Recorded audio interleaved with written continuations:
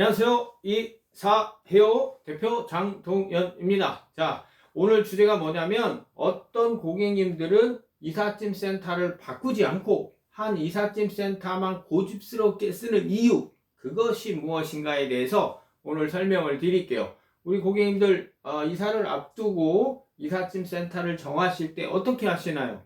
뭐 이곳저곳 연락해서 비교 견적을 받으시고 뭐 가격 검토하고 기타 여러 가지 조건들 검토해서 종합적으로 여기가 좋겠다 이런 식으로 이삿짐 센터를 매번 바꾸시는 분들이 거의 대부분입니다. 그런데 어떤 고객님께서는 그런 절차를 겪지 않으시고 지난번에 이사했던 이삿짐 센터 부르시고 지난번에 이사했던 이삿짐 센터 한 곳만 부르시는 고객님들이 있으셔요. 오늘은 바로 그 부분에 대해서 설명을 드릴게요. 그런 업체들은 5가지의 특징이 있어요. 그런 고객님들은 5가지의 특징이 있어요. 그것이 뭔지 알아보겠습니다. 자, 첫 번째는 약속을 지킨다. 이삿짐 센터가 지킬 약속이 뭐가 있을까요? 계약 내용을 지키는 게 바로 약속을 지키는 거예요. 그러면 계약서에 날짜, 시간, 그 다음에 뭐 인원수, 뭐 작업 조건, 차량, 뭐 기타 뭐 여러 가지 있겠죠. 그런 내용들을 준수한다. 이게 바로 약속을 지킨다는 내용. 아주 사소하고 아주 기본적인 내용인 것 같지만 이거를 지키지 않아서 발생되는 문제가 90% 이상이다. 대부분의 컴플레인은 계약서의 내용을 지키지 않아서 발생된 것이다 라고 보셔도 크게 다르지 않습니다. 그래서 고객님에 대한 약속은 반드시 지키는 업체들, 그런 업체들을 고객님이 선호하시죠. 자, 두 번째는 뭐냐면 파손 처리 부분. 자, 어떤 물품이 파손됐다는 이유만으로 다음에 이사할 때 그 업체를 거르고 부르지 않는 고객님도 물론 계셔요.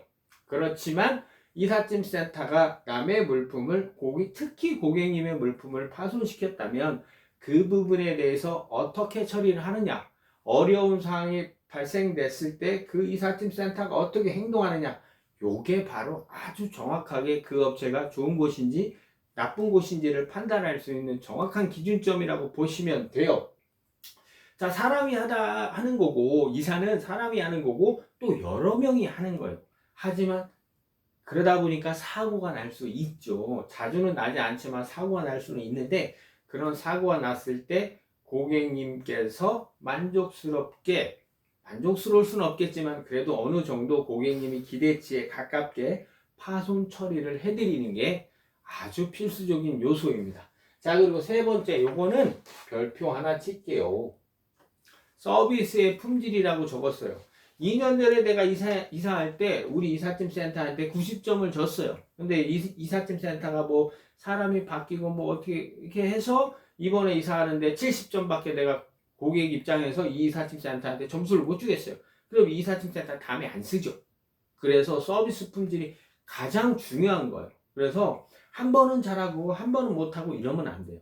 한 번은 1번 팀 보내고 한 번은 5번 팀 보내고 이러면 안 돼요. 우리 고객님들 야구 좋아하시나요? 야구에 물론 홈런 타자가 있는 팀이 우승을 하는 경우도 있지만 홈런 타자가 있음에도 불구하고 우승을 못하는 경우가 훨씬 더 많습니다. 그래서 예를 들어 보면 그런 홈런 타자는 슈퍼스타예요. 하지만 제가 좋아하는 팀은 3할 타자가 많은 팀. 그래서 골고루, 왜냐면 팀 스포츠잖아요. 이사도 팀으로 하는 거잖아요. 골고루 여러 명이 잘할 때 우승을 할 수 있고 고객님한테 인정을 받을 수 있는 거예요. 그래서 어떤 고객님한테는 이 직원은 어떤 고객님은 굉장히 좋아해요. 이 직원은 어떤 고객님은 굉장히 싫어요. 이런 직원들이 있다면 그 이삿짐 센터의 서비스 품질은 균일하게 유지하기가 힘들어요.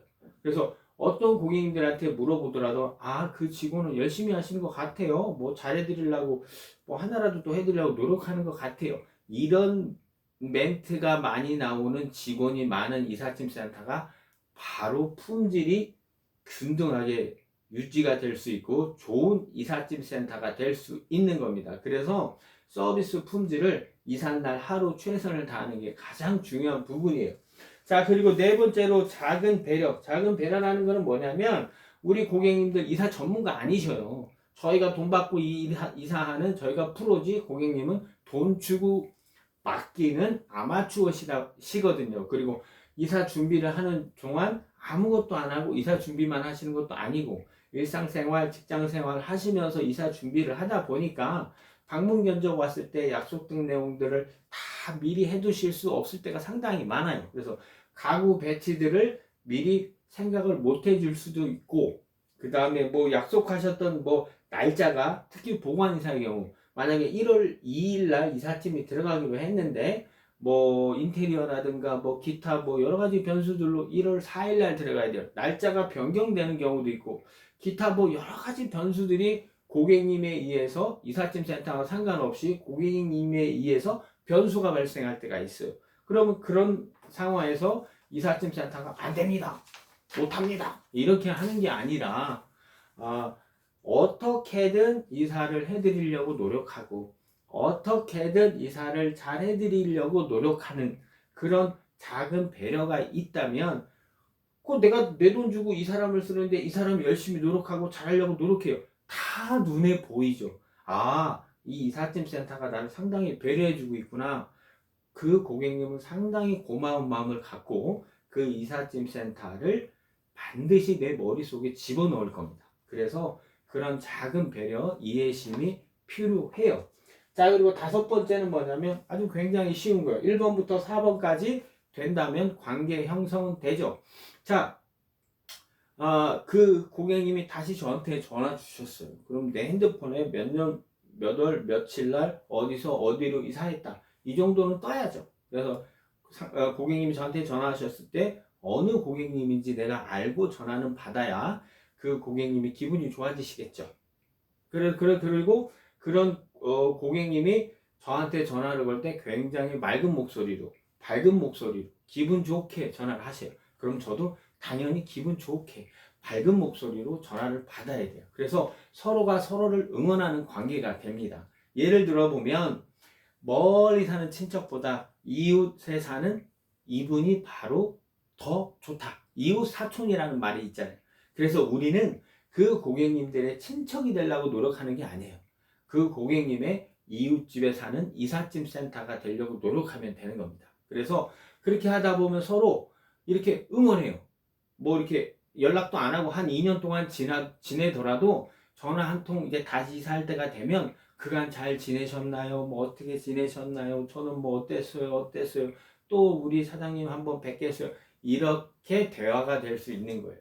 그래서 한 이삿짐 센터만 계속 쓰는 고객님들은 뭐가 있냐면 포장이사 업체에서는 상당히 보기 힘든 그런 단어예요.